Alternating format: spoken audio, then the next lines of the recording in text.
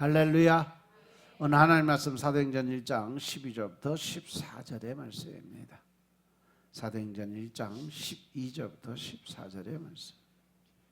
제자들이 감람원이라 하는 산으로부터 예루살렘에 돌아오니 이 산은 예루살렘에서 가까워 안식일에 가기 알맞은 길이라. 들어가 저희 요한은 다락에 올라가니 베드로, 요한, 야고보, 안드레와 빌립, 도마와 바돌로메, 마테와 및 알페오의 아들 야고보, 셀로인 시몬, 야고보의 아들 유다가 다 거기 있어 여자들과 예수의 모친 마리아와 예수의 아우들로 더불어 마음을 같이하여 전혀 기도에 힘쓰니라. 아멘. 할렐루야. 우리 하나님 참 좋으신 하나님이십니다. 이 시간도 하나님의 은혜와 평강이 여러분들과 여러분의 가정과 직장과 사업장 그리고 여러분들의 자녀들까지 하나님의 은혜가 흐르고 넘치도록 채워지길 주 이름으로 축원합니다. 자, 우리 따라합니다. 나는 예수님 안에서 모든 사람들을 이해하고 용서하고 사랑하겠습니다. 자, 우리 선포의 기도 드립니다. 나사렛 예수의 이름으로 명하노니 내 안에 가난의 영, 채무의 영은 떠나갈지어다. 내 앞에 하나님의 축복을 가로막는 모든 악한 영들은 속히 떠나갈지어다. 내 죄로 인해서 나를 떠나갔던 모든 영권, 인권, 물권은 속히 회복되어 돌아올지어다. 아멘. 할렐루야. 이 시간도 하나님께 영광 올려드리는 귀한 시간 되시길 주 이름으로 축원합니다. 사도행전 1장 12절부터 14절의 말씀 가지고 주의 약속을 붙드는 사람들 하는 제목으로 말씀을 나누겠습니다. 따라합니다. 주의 약속을 붙드는 사람들. 주의 약속을 붙드는 사람들.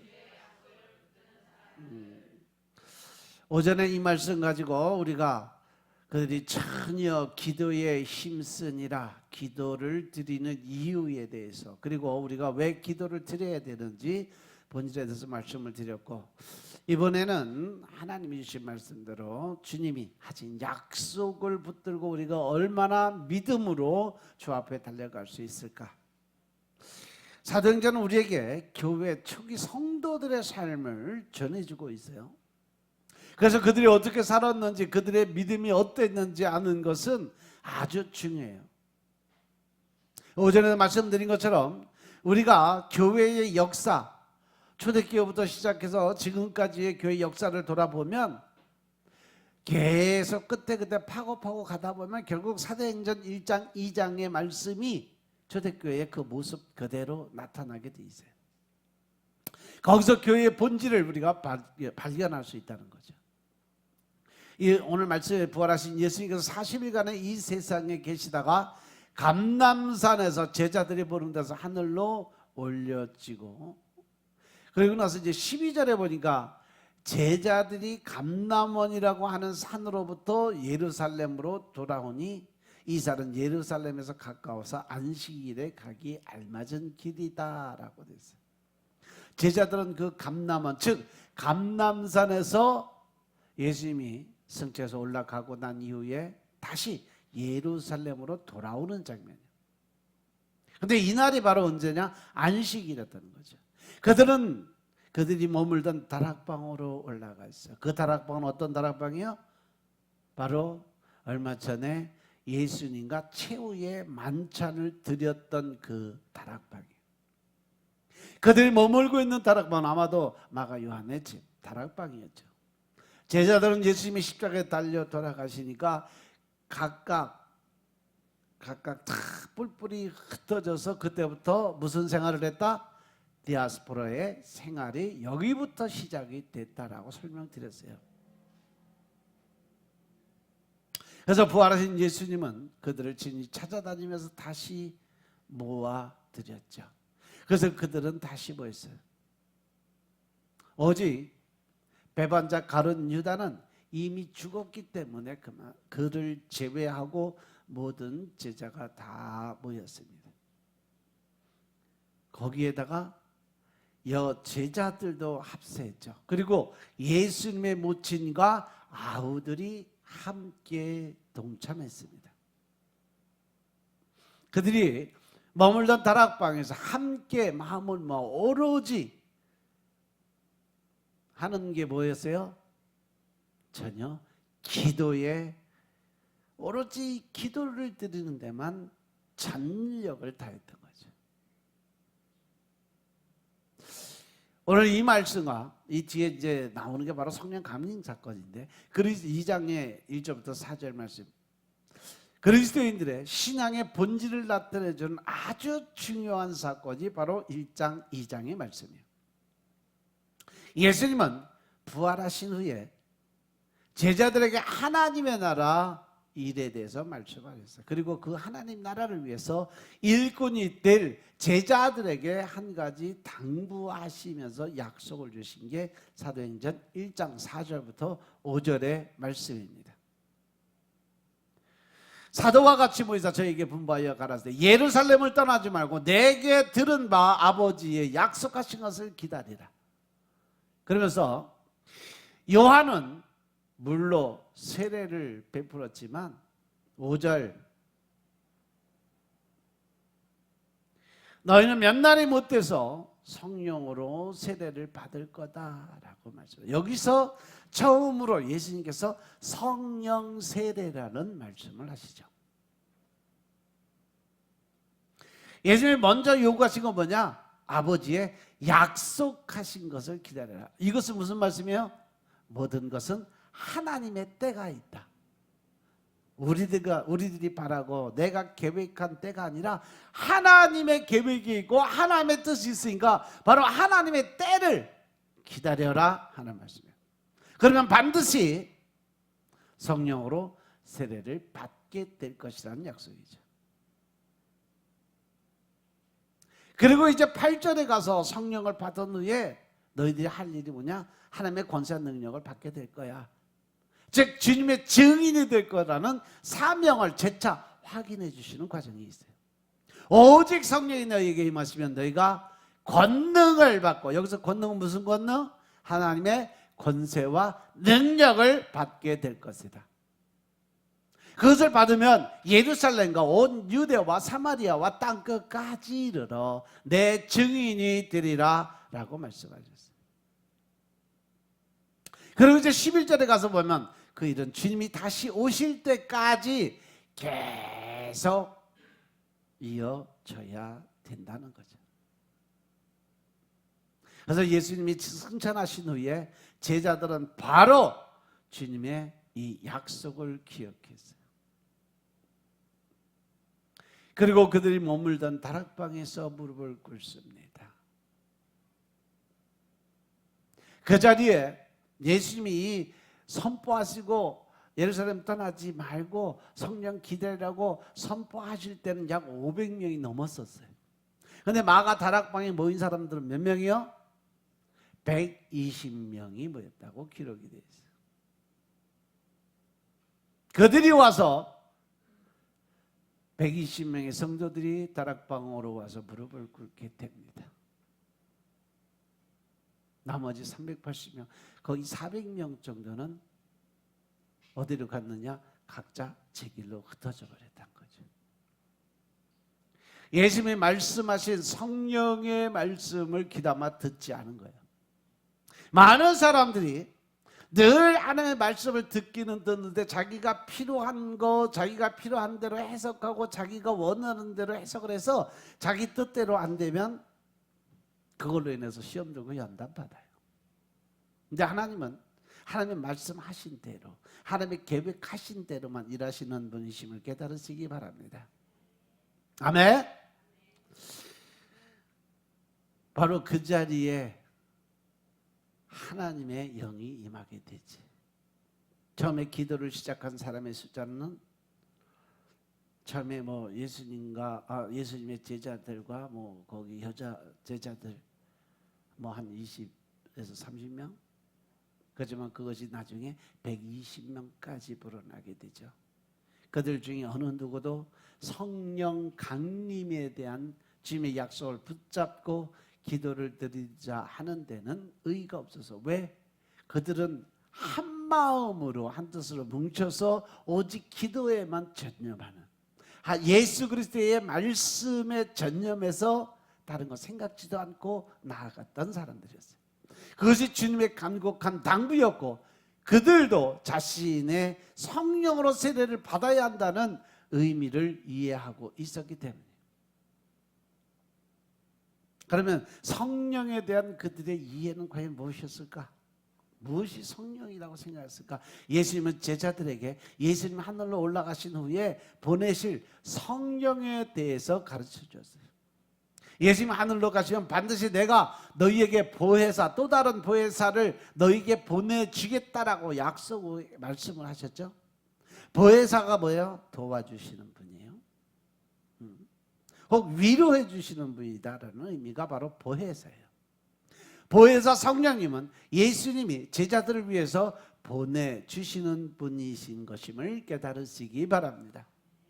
즉 예수님이 누군지, 하나님이 어떠한 분이신지, 또 우리가 아는 거 모르는 거 다 알려주시고, 기억나지 않는 거 기억나게 해주시고, 우리를 도우시는 분이 바로 성령님이심을 깨달으시기 바랍니다. 요한복음 14장 16절부터 17절 말씀 보겠습니다.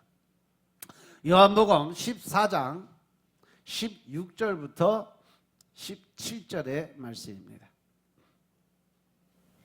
내가 아버지께 구하겠으니 그가 또 다른 보혜사를 너희에게 주사 영원토록 너희와 함께 있게 하시리니 저는 진리의 영이라. 세상은 능히 저를 받지 못하나니 이는 저를 보지도 못하고 알지도 못함이라. 그러나 너희는 저를 아나니 저는 너희와 함께 거하시며 또 너희 속에 계시겠음이라. 내가 너희를 고아와 같이 버려두지 아니하고 너희에게 오리라. 할렐루야. 보혜사 성령님은 우리와 함께 우리 안에 거하시는 하나님. 내가 너희와 영원히 함께 할 거다. 마태복음 28장 20절의 말씀처럼 내가 너희와 영원히 함께 할 거다 약속하신 하나님. 할렐루야. 하나님이 약속하신 부분이에요. 이 보혜사가 성령님으로 우리에게 오시면 그분이 나와 함께 영원히 동행하게 해줄 거다라는 약속이 이루어지는 말씀이에요. 그럼 제자들이 아직까지 잘 이해하지 못했던 것이 다 해결될 수 있는 부분이 여기에 있음을 깨달으시기 바랍니다. 여러분들도 말씀 안에 들어가서 우리가 말씀을 읽고 깨닫는 데는 시간이 꽤 걸려요. 그런데 그것을 내가 세상 지식으로, 어떤 사람이 쓴 책을 보고 또 어떤 사람이 기록한 기록문을 보고 그것을 배우고 나면 성령, 즉 하나님이 원하시고 하나님이 계획하시고 하나님이 의도하던 그러한 내용이 아니라 세상 지식적, 즉 세상으로 지식으로 그것을 해결하려고 하니까 하나님의 뜻과 상관이 없는 그런 해석을 할 수밖에 없어요. 그런데 우리가 말씀을 읽고 또 읽고 읽고 또 읽고, 그래서 성령님이 우리 안에 임하게 될 때 그 성령님이 알려주시는 그 방법으로 말씀을 깨우치면 그 안에 하나님의 뜻과 의가 들어 있음을 깨달으시기 바랍니다. 그래서 보혜사 성령님은 우리와 동행하시는, 내 안에 계시는 분이에요. 나를 나보다 더 잘 아시는 분, 그분이 바로 보혜사 성령님이심을 깨달으시기 바랍니다. 그래서 요한복음 14장 26절에 보니까 보혜사 곧 아버지께서 내 이름으로 보내실 성령, 그가 너희에게 모든 걸 가르치고 내가 너희에게 말한 모든 것을 생각나게 해줄 거다라고 말씀하셨어요. 이 보혜사가 오시면 주님이 주신 주님을 증언하는 사명을 감당하는 것이 가능해진다.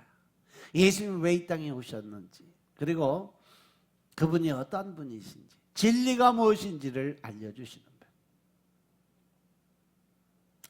요한복음 15장 26절에도 보면 내가 아버지께로부터 너희에게 보낼 보혜사 곧 아버지로부터 나오시는 진리의 성령이 오실 때에 그가 나를 증언해 줄 거다, 증거해 줄 거다라고 말씀하세요. 이 보혜사가 오시면 진리 가운데로 인도를 받아서 주의 뜻과 또 미래 장래의 일도 알게 될 거다. 하나님의 의도를 깨닫고 또 영안의 눈이 뜨여서 하늘나라를 보게 되고 또 영적인 귀가 열려서 하나님의 음성을 듣게 되니까 요엘서 2장 28절 29절처럼 성령이 그들에게 임하게 되고 더 나가서 어린아이가 예언을 하고 또 젊은이가 뭐 한다 그랬어? 늙은이는 꿈을 꾸고 맨날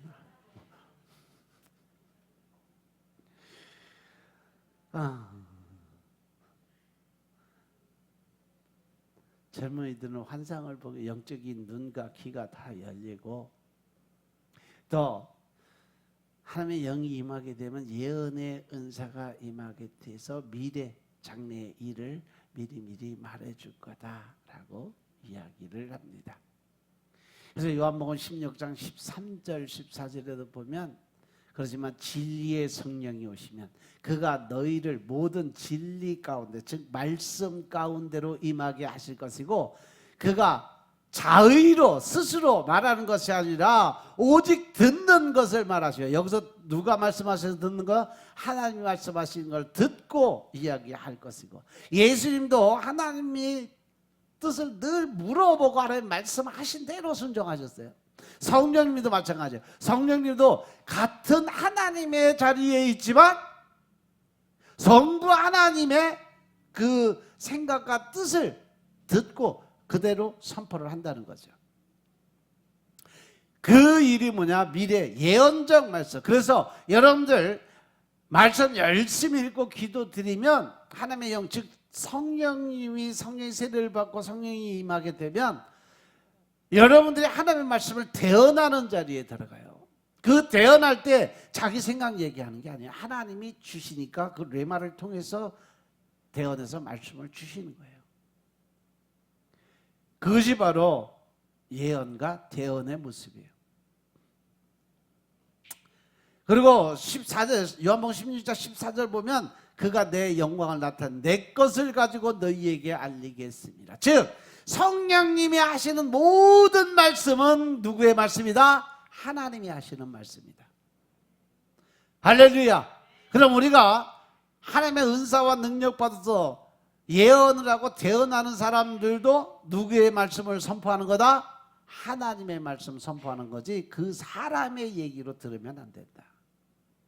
믿으시면 아멘 합시다. 강단에서 말씀 선포되는 것도 목사 아는 지식을 얘기하는 게 아니라 말씀을 통해서 하나님의 말씀을 대언하고 있음을 깨달으시기 바랍니다. 아멘. 그래서 주님은 내가 하늘로 가는 것이 오히려 너에게 유익하다. 왜? 내가 하늘로 가야 또 다른 성령 보혜사를 너에게 보내줄 수 있으니까. 내가 안 가면 그분이 못 오시니까 라고 이야기하는 거예요.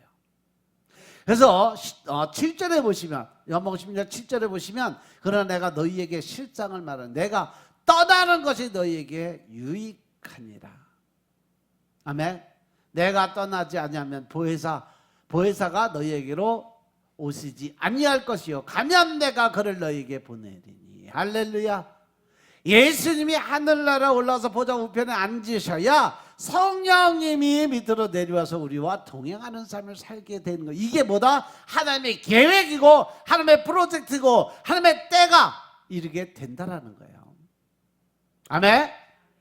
제자들과 이 여제자들 주님의 어머니와 가족들은 그들의 신자된 삶과 그리고 사명을 감당하기 위해서는 반드시 주님이 약속하신 성령님이 오셔야 된다는 사실을 이 말씀을 통해서 깨닫게 되는 거예요.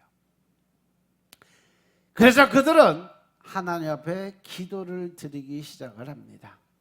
그들은 성령 세례를 위해서는요 기도드려야 한다는 사실을 분명히 믿었어요. 요한복음 14장 12절부터 14절 말씀을 보시면 그 해답이 나와 있어요. 요한복음 14장 12절부터 14절 보겠습니다. 내가 진실로 진실로 너희에게 이르노니 나를 믿는 자는 나의 하는 일을 저도 할 것이요 또한 이보다 큰 것도 하리니 이는 내가 아버지께로 감이니라. 너희가 내 이름으로 무엇을 구하든지 내가 시행하리니 이는 아버지로 하여금 아들을 인하여 영광을 얻으시게 하려 함이라.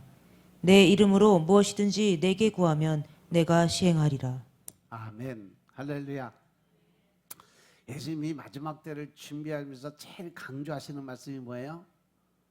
기도밖에 없어요. 사도행전 1장부터 계속 요한복음도 마찬가지. 모든 것을 이루어가고 하나님의 뜻을 깨닫고 알기 위해서 해야 될 일은 말씀 먹고 기도 드리는 거예요. 복 받는 것도 계시록 1장 3절의 말씀처럼 내가 이 말씀을 읽고 듣고 깨닫는 대로 행함이 있어야 복을 받는다라고 말씀하시잖아요. 믿습니까? 그렇게 우리가 하나님을 믿는 그러한 하나님 중심적 믿음을 가졌을 때 예수님이 사용했던 모든 권세와 능력을 다 누구에게? 하나님을 믿는, 예수님을 믿는 그 모든 사람들에게 나눠주겠다는 거죠. 그리고 오히려 예수님이 이 땅에서 행한 것보다 더 큰 일도 할 수 있는 능력을 주겠다 약속하셨음을 깨달으시기 바랍니다. 그런데 그 능력을 어디서 줘? 내 이름으로 무엇을 구하든지 내가 시행하겠다. 할렐루야. 할렐루야. 하나님께서는요 바로 기도를 드리면 모든 걸 다 이루어 주겠다라고 말씀하셨어요. 그래서 제자들과 여제자들, 주님의 어머니와 그 동생들은 한 마음으로 오직 성령님의 임재를 위해서 기도를 드리기 시작을 했다는 거죠. 성령의 세례 받는 것, 이것은 바로 기독교인들, 즉 성도들이 가져야 될 가장 기본적인 삶의 본질이에요. 믿습니까? 니고데모에게 예수님은 성령으로 거듭나야 하나님 나라에 들어갈 수 있다라고 설명했어요. 요한복음 3장 5절부터 6절 말씀 보니까 사람이 물과 성령으로 거듭나지 않으면 하나님 나라에 들어갈 수 없다. 육으로 난 것은 육이고 영으로 난 것은 영이니까. 육으로 난 것은 육이고 영으로 난 것은 영입니다. 사람은 영으로 거듭나야 된다는 사실이죠. 육으로 나타나서 육적인 삶만 살아가면 영적인 삶하고는 상관이 없다라는 거예요. 그들이 거듭나서 영적으로 변해야 하나님의 나라에 들어갈 수 있다. 영으로 난 사람이 성도고 그리스도인이에요. 사도 바울이 성도들에게 임하실 성령에 대해서 말씀하신 로마서 8장 9절에 뭐라고 되어 있냐면 만일 너희 속에 하나님의 영이 있고 하시면 너희가 육신에 있지 아니하고 영에 있다고 그랬어요. 그래서 누구든지 그리스도의 영이 있으면 그리스도의 영이 없으면 그리스도의 사람이 아니다. 누구든지 그리스도의 영이 그 안에 있어야 하나님의 백성이고 하나님의 자녀로 인정받을 수 있다는 거예요. 결국 성도의 그 믿음의 본질은 예수 그리스도를 믿는 믿음으로 성령을 받아서 성령님이 내 안에 모셔드리고 인정하는 것이 바로 믿음의 본질이다라는 거죠. 성령님께서 오시는 것은 성도들인 우리와 함께 하시기 위해서 이 땅에 오셨어요. 주님이 이 땅에 계실 때 주님이 제자들과 함께 하셨지만 주님이 하늘로 올라가신 다음에는 주님이 제자들에게 성령을 보내주셨어요. 그래서 신자라면 누구든지 성령님이 오셔서 그들과 함께 하셔야 된다는 거예요. 그래야 제자됨의 본질을 유지할 수 있음을 깨달으시기 바랍니다. 우리가 신자냐 아니면 불신자냐를 나누는 기준은 여러 가지가 있을 수 있지만 그 안에 내 안에 성령님이 계신가 아니면 그 안 계신가, 즉 내가 성령의 세례를 받았느냐 못 받았느냐, 이것을 따져서 나누는 것이 가장 정확하게 나눌 수 있는 방법입니다. 그리스도인의 삶은 이 세상에서 강조되고 있는 어떤 혈통이나 육정이나 사람의 뜻과 실력에 의해서 좌우되는 삶이 아닙니다. 왜? 하나님의 나라, 하나님의 사람들은 세상 것과 상관이 없는 삶을 살아가고 있으니까. 그리스도는 오직 성령 하나님의 가르치심과 인도하심에 따르는 사람들이 바로 그리스도인이에요. 믿습니까? 믿습니까? 그 안에 내가 있어야 된다, 없어야 된다? 없어야 된다. 초기교회 제자들과 예수님의 가족들이 이렇게 성령을 위해서 기도드린 것은 바로 이것이 그들의 신앙과 교회의 성패를 좌우하는 아주 중대한 것이기 때문이에요. 오늘 본문에서 성령을 주신다는 주님의 약속을 붙잡고 기도드린 제자들처럼 우리들도 성령 세례에 대한 주님의 약속을 붙잡고 온 교회가 한 마음 한 뜻으로 기도드리는 것이 반드시 필요하다. 아멘. 모든 사람들이 한 마음 한 뜻으로 한 가지 목표를 놓고 기도드릴 수 있는 여러분들 되시길 주님으로 축원합니다. 아멘. 바로 오전에 나라와 민족을 위해서 또 교회를 위해서 개인을 위해서 자녀들을 위해서 여러분들이 합심해서 기도드릴 때 10명이 50명보다 더 못하지는 않아요. 따라서 많이 모이면 모일수록 좋게 그렇게 하나님의 일하심을 깨달으시기 바랍니다. 그런데 우리 안에 성령님이 오시는 것이 없고 성령님이 우리의 삶에 함께하지 않는다면 우리의 신앙적 본질이 모호해지기 때문에 우리 늘 모일 때마다 한 마음으로 성령의 임재를 구하는 기도를 드려야 된다는 사실 명심하시기 바랍니다. 기도드리는 삶은 주님의 약속을 붙잡는 삶입니다. 따라서 주님의 약속에 대한 신뢰가 없으면 절대 기도가 나올 수가 없어요. 여러분들이 기도를 드리는데 기도가 안 되고 잡념만 들어오고 또 기도를 드린다고 엎드렸는데 기도는 안 나오고 전혀 다른 그냥 근심 걱정만 들어서 생각이 딴 데가 있으면 내 안에 성령님이 계신다 안 계신다? 성령님을 내가 쫓아내기 때문에 그래요. 내 안에 믿음이 없어졌다는 거예요. 그러면 사단이 역사를 해요. 하나님과 가능하면 못 만나게 하려고. 기도를 드리는 사람은요 그리스도의 영 성령님께서 함께 하시는 삶의 중요성을 인식한 사람이에요. 그래서 여러분의 신앙생활 한다는 자체는 무엇으로 증명하느냐? 기도 생활로 증명할 수 있다는 거죠. 내가 얼마나 신앙생활 열심히 하고 있느냐? 그것은 내가 얼마나 하나님 앞에 엎드려 기도드리는 시간이 있느냐에 따라서 내 신앙의 평점이 이루어진다는 사실 명심하시기 바랍니다. 아멘. 기도드리지 않는다면 육신을 따라 사는 사람이고 주님과는 상관이 없는 삶을 살아가고 있다는 사실 명심하시기 바랍니다. 왜? 기도를 드리지 못하면요 결국은 내 자아가 살아요. 내 자아가 살면 하나님의 뜻보다는 내 뜻이 우선이에요. 하나님의 방법보다는 내 방법이 우선이에요. 믿습니까? 여러분이 개인이 혼자 기도를 드리는 기도도 중요해요. 하지만 교회에 모여서 함께 기도드린 것은 오늘 본문에서 말씀하신 것처럼 아주 중요한 사건이기 때문에 성경의 말씀으로 기록해놨음을 깨달으시기 바랍니다. 아멘. 그래서 오전에도 말씀드렸지만 여러분 개인 기도 개인적으로 기도 드린 것도 좋지만 시간 맞춰서 여러분들이 함께 모여서 기도 드릴 때 너희가 둘 셋이 모일 때 그 자리에 내가 너희와 함께 하신다는 하나님의 말씀처럼 2겹절보다 3겹절이 더 센 거예요. 믿으시면 아멘 합시다. 성령님은 기도드리는 사람들에게 임하신다는 사실 명심하시기 바랍니다. 기도드리지 않는 사람에게는 성령님이 오셔서 일을 하시지 않아요. 기도드리지 않는 사람들은 자기의 지식과 자신의 힘과 자신의 권세와 자기 기술과 자신의 방법과 자신의 뜻을 의지하며 살아가는 사람들. 내가 주인이 되는 사람들이에요.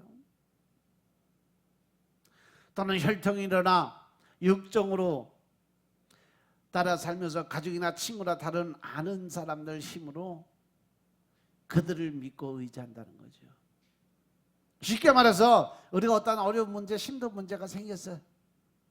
그러면 나는 무엇부터 하느냐를 돌아보면 알아요. 그 문제를 가지고 하나님 앞에 나와서 먼저 무릎 꿇고 하나님께 어떤 방법을 요구하느냐, 아니면 친구를 먼저 찾아가냐, 아니면 부모님을 먼저 찾아가냐, 아니면 아는 어떤 잘 사는 사람들, 그런 사람들 찾아가서 문제 해결하려고 하느냐. 대개 보면 하나님은 4번째, 5번째, 4번이나 5번으로 밀어놓고 1, 2, 3번은 다 자기 아는 사람, 친척, 또 뭐 형제 자매 다 찾아서 결국은 힘들고 완전히 망하기 직전에 와서 엎드리는 게 믿는 사람들이 지금 본질이에요, 보면. 그래서 간혹 집안에 어떤 훌륭한 사람이 있고 친구 중에 어떤 인물이 있다고 하면 자랑하고 강조를 해요. 왜? 하나님의 이름을 높여서 하나님을 자랑하고 강조하기도 부족한데, 세상 사람을 바라본다는 것은 뭐예요? 내가 그만큼 그들을 의지하고 있다는 거죠. 그런데 하나님은요, 그것이 바로 너희가 어리석은 삶이다 라고 말씀하고 계심을 깨달으시기 바랍니다. 이사야서 2장 22절의 말씀 보니까 너희는 인생을 의지하지 말라. 그 호흡은 코에 있나니 세 발 가치가 어디 있느냐 라고 말씀하세요. 그래서 우리는 기도를 드리면서 살아야 된다는 사실 명심하시기 바랍니다. 영적인 호흡을 해야 영이 살아 움직일 수 있다는 사실 명심하시기 바랍니다. 육적인 삶, 코로 숨 쉬는 것은 그 호흡이 곧 끝난다고 말씀하세요. 하지만 영적인 호흡을 하고 기도를 드리고 말씀 안에 들어가면 영원한 숨을 쉴 수 있다는 사실이죠. 그것이 영생의 삶인 것임을 깨달으시기 바랍니다.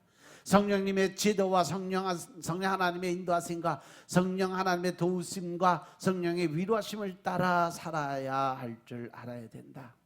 주님의 약속을 붙잡고 기도드리는 삶을 살 때 우리가 주의해야 할 것이 있어요.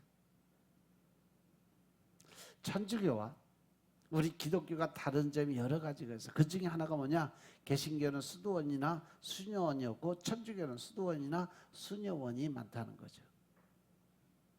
수도원은 젊은이들에게 평생 주님만 섬긴다고 서원하고 들어가는 것이 수도원이에요. 그래서 그곳에 들어가면 기도만 하고 명상하고 그리고 먹고 살기 위해서 끝없이 노동하고 살아요. 먹고 살 거 자급자족 해야 되니까. 그래서 수도원 한번 들어가면 나올 수가 없어요. 그냥 거기서 평생 기도하면서 혼자 살아야 돼요. 불교도 수도원과 거의 같은 의미로 살아갑니다. 평생 그 절에서 수도하면서 살아가죠. 그러나 우리 기독교는 그렇지 않다는 거죠. 천주교나 불교처럼 혼자 살아가는 삶에 치중하다 보면 하나님이 인간에게 첫 번째 주신 축복이 뭐예요? 창세기 1장 28절 너희는 생육하고 번성하라. 이 땅을 정복하고 다스리라. 하나님이 주신 첫 번째 축복서부터 걷어버리는 거예요. 하나님은 많은 종족 번성을 위해서 하나님 나라의 하나님 나라를 넓히고 많은 사람들이 하나님의 백성으로 살기를 원하시는데 정면으로 거부하는 것이 바로 종족 번성을 끊어버리는 거죠. 지금 우리나라 보세요. 초등학교 가요. 우리 어렸을 때는요, 막 60명, 70명씩 해서 막 10반, 13반까지 있었어요. 한 학년에. 적은 인원이 60명이에요. 많으면 73명까지 가서 한 반에. 그 옛날에 보면 책상 요만한 거 딱 놓고 딱 둘씩 딱딱 앉아갖고 쫙 그렇게 많았었어요, 진짜로. 뭐 아야.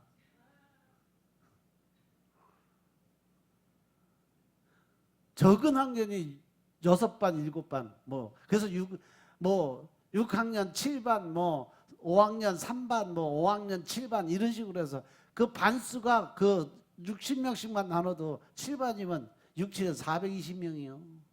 한 학년에. 근데 지금은 전교생이 420명도 안 돼.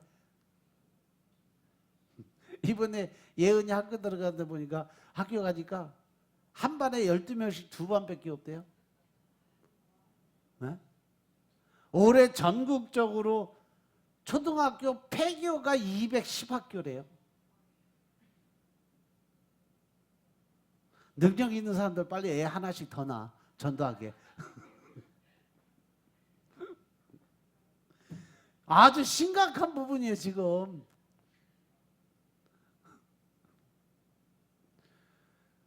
옛날에 우리는 진짜 중학교, 고등학교 때까지도 그랬는데 한 반이 50명 이하로 내려가는 거의 없어요, 거의. 다 60명 이상이에요. 그렇게 생각해 보니까 야, 심각하긴 심각한 세대가 왔다 그랬어요.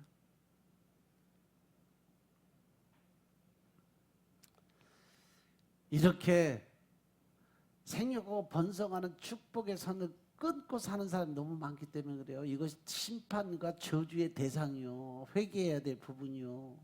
믿습니까? 믿습니까? 그러면서 자기는 하나님의 명령대로 순종도 않고 믿음 생활을 하지도 않고 그냥 기도만 드리면 된다. 그러면 성령께서 일해 주신다. 하나님이 일해 줄 거다. 이렇게 생각하는 건 성경적이지 않아요. 뭐 하나님이 뭐 성령님이 뭐 알라딘의 마술램프 속에든 진이가 진이라고 생각하나 봐. 에? 그냥 문지르고 그냥 뭐 해줘 그러면 나 그냥 알았습니다 그러고 해주는 그런 뭐 알라딘의 진이요. 요즘 시대 애들 얘기하면 뭐 하나님이 뭐 인스턴트 자판기요. 원하는 거 그냥 누르면 그냥 틱 튀어나오게. 성령님은 우리와 함께 일하시기 원하시는 하나님이심을 깨달으시기 바랍니다. 성도들이 평생 기도만 하고 세상에 나와서 그 말씀을 전하지 않는다면 이것도 주님의 뜻과 상관이 없어요. 주님은 이 세상에서 성령님과 함께 살아가는 삶을 살고 싶어요. 그래서 오직 성령이 너에게 임할 때 너희는 하나님의 거룩한 능력을 받고 온 유대와 사마리아 땅 끝까지로 복음의 증인이 되라. 결국 뭐예요? 나가서 전도하는 것이 너희들 사명이다. 그 전도를 위해서 내가 너희에게 모든 권세와 능력을 주는 거다 라고 말씀하시는 거예요. 믿습니까? 믿습니까? 성령님은 혼자 일하지 않으세요. 반드시 성도들과 함께 일하시는 분이심을 깨달으시기 바랍니다. 성령님은 여러분들이 일하시지 않을 때 혼자서 일하면서 어떤 결과를 만들어 놓는 분이 아니신 거 명심하시기 바랍니다. 나는 일도 하지 않고 기도도 드리지 않고 드리는 것도 안 드리고 허다못해 씨앗도 안 심어놓고 밭에 가서 열매 거두려고 이 못된 심보 가지고 있는 그거부터 고치라는 거죠. 믿으시면 아멘 합시다. 만약 어떤 사람이 기도만 하고 일하러 가지 않는다면 그 사람은 반드시 가난하게 살 수밖에 없어요. 그죠?